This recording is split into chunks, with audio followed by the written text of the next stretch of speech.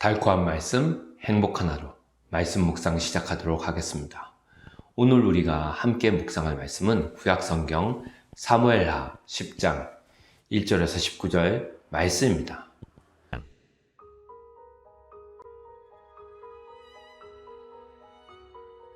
그 후에 암몬 자손의 왕이 죽고 그의 아들 하눈이 대신하여 왕이 되니 다윗이 이르되 내가 나하스의 아들 하눈에게 은총을 베풀되 그의 아버지가 내게 은총을 베푼 것 같이 하리라 하고 다윗이 그의 신하들을 보내 그의 아버지를 조상하라 하니라.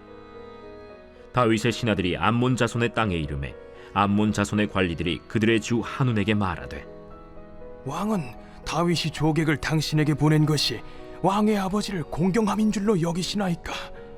다윗이 그의 신하들을 당신에게 보내 이 성을 엿보고 탐지하여 함락시키고자 함이 아니니까? 하니 이에 하눈이 다윗의 신하들을 잡아 그들의 수염 절반을 깎고 그들의 의복의 중동 볼기까지 자르고 돌려보내매 사람들이 이 일을 다윗에게 알리니라. 그 사람들이 크게 부끄러워하므로 왕이 그들을 맞으러 보내 이르기를 너희는 수염이 자라기까지 여리고에서 머물다가 돌아오라 하니라. 암몬 자손들이 자기들이 다윗에게 미움이 된 줄 알고 암몬 자손들이 사람을 보내 벳르홉 아람 사람과 소바 아람 사람의 보병 2만 명과 마아가 왕과 그의 사람 1,000명과 돕 사람 12,000명을 고용한지라. 다윗이 듣고 요압과 용사의 온 무리를 보내매 암몬 자손은 나와서 성문 어귀에 진을 쳤고 소바와 르홉 아람 사람과 돕과 마아가 사람들은 따로 들에 있더라. 요압이 자기와 맞서 앞뒤의 친척진을 보고 이스라엘의 선발한 자 중에서 또 엄선하여 아람 사람과 싸우려고 진치고 그 백성의 남은 자를 그 아우 아비새의 수하에 맡겨 암몬 자손과 싸우려고 진치게 하고 이르되 만일 아람 사람이 나보다 강하면 네가 나를 돕고 만일 암몬 자손이 너보다 강하면 내가 가서 너를 도우리라. 너는 담대하라. 우리가 우리 백성과 우리 하나님의 성읍들을 위하여 담대히 하자. 여호와께서 선히 여기시는 대로 행하시기를 원하노라. 요압과 그와 함께한 백성이 아람 사람을 대항하여 싸우려고 나아가니 그들이 그 앞에서 도망하고 암몬 자손은 아람 사람이 도망함을 보고 그들도 아비새 앞에서 도망하여 성읍으로 들어간지라. 요압이 암몬 자손을 떠나 예루살렘으로 돌아가니라. 아람 사람이 자기가 이스라엘 앞에서 패하였음을 보고 다 모임에 하다데셀이 사람을 보내 강 건너쪽에 있는 아람 사람을 불러내매 그들이 헬람에 이르니 하다데셀의 군사령관 소박이 그들을 거느린지라. 어떤 사람이 다윗에게 알림해 그가 온 이스라엘을 모으고 요단을 건너 헬람에 이르매 아람 사람들이 다윗을 향하여 진을 치고 더불어 싸우더니 아람 사람이 이스라엘 앞에서 도망한지라. 다윗이 아람 병거 700대와 마병 4만 명을 죽이고 또 그 군사령관 소박을 치매 거기서 죽으니라. 하다데셀에게 속한 왕들이 자기가 이스라엘 앞에서 패함을 보고 이스라엘과 화친하고 섬기니 그러므로 아람 사람들이 두려워하여 다시는 암몬 자손을 돕지 아니하니라.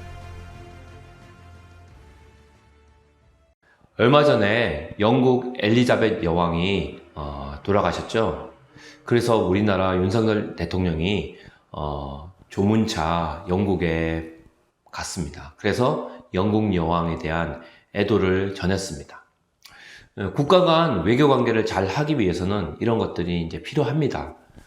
오늘 말씀도 보면 1절에서 2절 말씀에 다윗이 왕이 되고 나서 주변 나라들과의 그 외교 관계를 이제 교통정리하기 시작하죠. 특별히 이웃 나라인 암몬 왕 나하스가 죽었습니다. 그래서 다윗이 조문단을 보내게 됩니다. 사실 다윗이 사울 왕을 피해서 도망 다녔을 때도 암몬 왕 나하스의 도움을 받아서 은혜를 입었죠.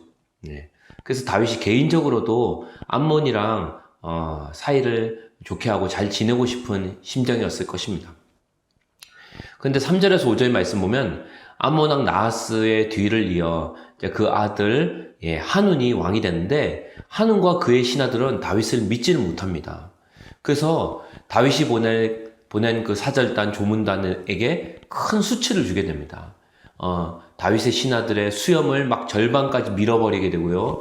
또 신하들이 입고 온 그 예복 양복을 막 찢어가지고 엉덩이가 보이도록 막 찢어버린 거예요. 예.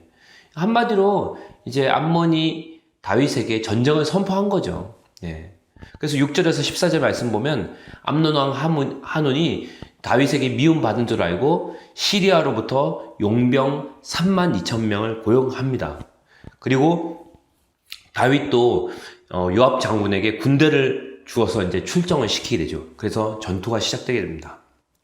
말 그대로 이스라엘과 또 암몬, 시리아, 아람 연합군이 이제 전쟁을 치르는 거죠. 그런데 하나님께서 다윗과 함께 하니까 결국은 이 전쟁은 다윗의 승리로 끝날 수밖에 없는 겁니다. 15에서 19절에 보면은 이스라엘이 암몬과 시리아 군대를 완전히 쳐부수고요. 그리고 이 패배 후에 시리아 그 암몬 왕 하닷 에셀이 다시 이스라엘에게 도전장을 내밀게 됩니다. 그래서 시리아 소박 장군을 지휘관으로 삼아서 이제는 유프라테스 강 동쪽에 있는 시리아 군대까지 총동원해서 대군을 이끌고 쳐들어오게 됩니다. 그리고 이번에는 다윗이 직접 군대를 이끌고 출정을 나가게 되는데 말 그대로 시리아를 완전히 박살내게 되죠. 이 전쟁 이후로 다윗과 이스라엘에게 함부로 대드는 나라가 없게 됩니다. 시리아도 이스라엘에게 조공을 바치게 되고요. 하나님이 다윗과 이스라엘의 이름을 열방 가운데 높이게 되는 거죠. 사실 이거는 다윗이 하나님의 이름을 높이니까 하나님도 다윗의 이름을 높여준 겁니다.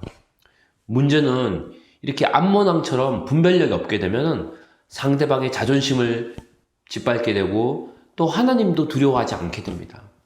그리고 그 결과로 하나님의 심판을 받고 나라도 거의 멸망하게 되는 거죠. 지금 우크라이나 러시아 전쟁을 보십시오. 러시아 보시면은 이 독재자 푸틴, 이 지도자 푸틴이 분별력이 없으니까 우크라이나를 침략했는데 전쟁을 하는데 결국 애꿎은 러시아 청년들이 얼마나 많이 죽었습니까? 그리고 얼마나 많은 돈과 자원들이 지금 낭비되고 있는지 여러분들 보고 있잖아요. 그래서 우리도 오늘 말씀을 보면서 배워야 됩니다. 하나님 우리에게 분별력을 주시옵소서. 특별히 지도자들에게 하나님의 경외함을 허락하여 주시옵소서. 이 대한민국 조국 땅의 대통령을 비롯해서 각계각층의 지도자들, 더 나아가 우리 공동체의 지도자들, 목회자들, 집사님들에게 하나님의 분별력과 지혜를 하나님 경외함을 허락하여 주십시오. 그리고 각 가정의 부모된 저희들을 비롯해서 우리 모두에게 하나님을 경외함으로 얻게 되는 그런 하늘로부터 오는 지혜와 분별력을 주님 허락하여 주시옵소서. 이렇게 함께 기도하는 시간 가지도록 하겠습니다.